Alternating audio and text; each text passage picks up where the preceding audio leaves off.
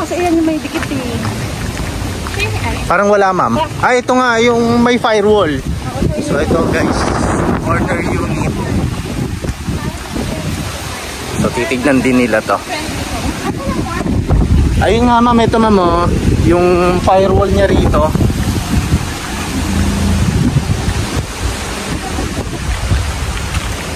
Ah, hindi siya ma'am naka ano. Ayan ma'am, firewall lang siya. So wala talagang nakadikit din ma'am na ano, hindi nakadikit. Oo. Ayun ma'am, mas malaki yan ma'am. Ang alam ko ma'am, nasa 20. Yes ma'am, negotiable pa yan.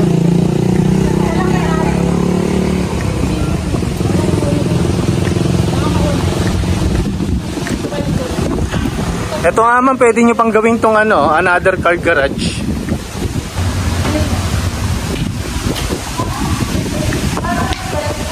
Ito ma'am, mas spacious to.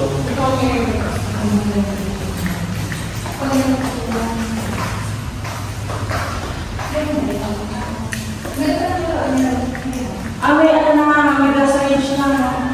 Eh ma'am, meron na rin kasamang range hood.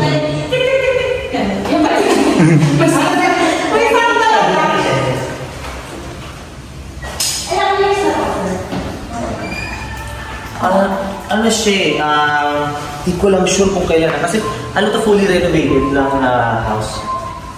Okay, so nakaka-renovate dito? Yes.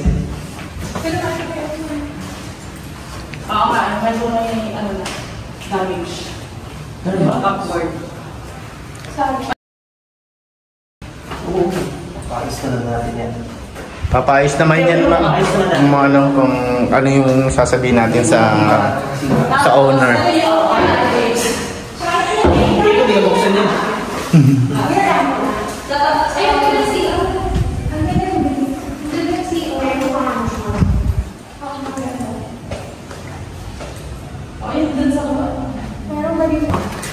Kit po tayo.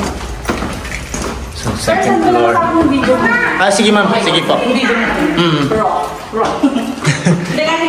So, ito yung toilet and bath. Toilet. Ano to for share? May shower space. Yes, ma'am. Yung master. Master, ma'am, dito po.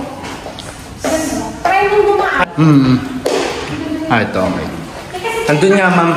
Yung may balcony. Yes, pa. So, tennis.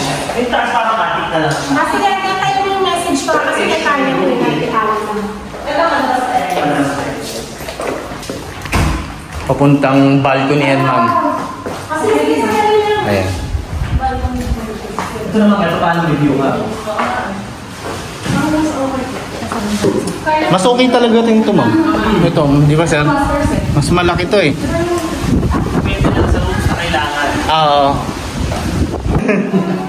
hanggang, magkano to sir? 12. 12. Dalawang property na lang yung bibili ni ma'am.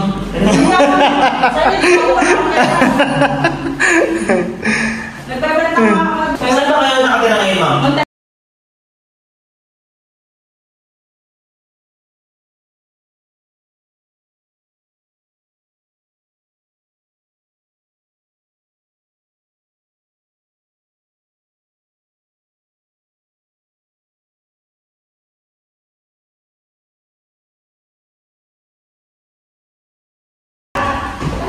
Atik na, ito siya. Okay, last part. Parang ganun din, no? Kailangan mo lang ito. Attic. Tama, maximize.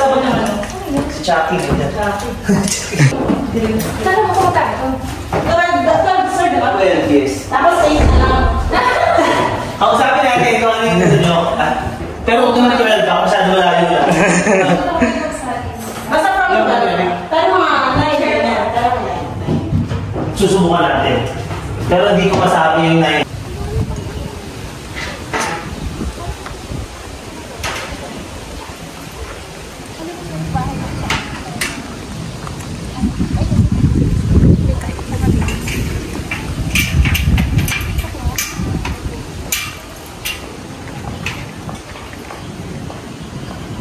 So ayun, tapos na yung site viewing namin. So hintay tayo kung ano yung decision ni client.